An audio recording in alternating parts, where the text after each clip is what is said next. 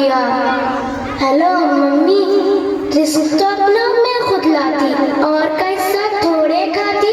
जिस मालिक ने तुमको दिया था, सबको दिया था, वो मुझको भी दे देता। हेलो हेलो, बोलो मम्मी। मैं दुनिया में चंद दिन रहती, कौन सी आफत तुम पर आती। डैडी के सीने से लगती, साथ में भैया के भी रहती। मुन्ने के संग बोलती हंसती, पापा बाजी से भी मिलती। तुमसे लोरी सुनते सुनते गोदी में ही सो जाती। लेकिन तुमने मुझसे मेरा जीने का हक छीन लिया।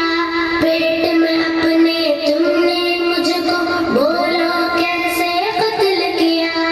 चाकू चिमटा नश्तर कांटा मेरे बदन में घोंप दिया। मुझको तुमने, हाँ मुझको तुमने टुकड़े टुकड़े करवाया। रेशा रेशा चितवाया, खून में मुझको नहलाया और गटर में पिकवाया। प्यारी मम्मी, अच्छी मम्मी, ये तो बोलो दुनिया जिसको कहते हैं, जिसमें इंसान बसते हैं, वहाँ पे कुत्ते बिल्ली को भी कैसे करते देखा है। मम्मी,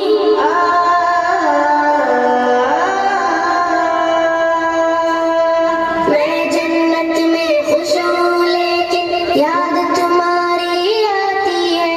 ये बतलाओ क्या तुमको भी मेरी याद सताती है। ये बतलाओ क्या तुमको भी मेरी याद सताती है। तुमने कब मेरा कोई नाम रखा था जो तुमको मैं याद आती। फिर भी मम्मी, मुझसे मिलने एक दिन तुम भी इस जन्नत में आ जाना। लेकिन मम्मी, मेरा मालिक मेरा आका तुमसे जब ये पूछेगा, जुर्म वो क्या था जिसके बदले तुमने मेरा खून किया। जुर्म वो क्या था जिसके बदले तुमने मेरा खून किया। बोलो मम्मी, क्या बोलोगी। खालिक मालिक अल्लाह से सोचो मम्मी, कुछ तो सोचो, जल्दी सोचो, जल्दी सोचो, वरना मुझसे जन्नत में तुम मिलने कैसे आओगी। मिलने कैसे आओगी। Hello hello mummy, hello hello.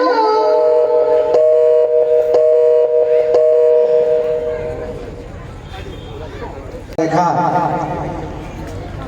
Quran में एक सूरत है, सूरत तकवीर।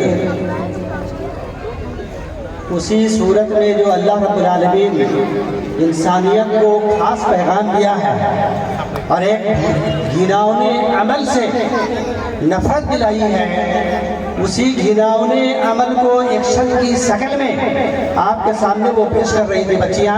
बहुत सारे लोग समझे होंगे, नहीं समझे होंगे तो मैं समझा देता हूँ।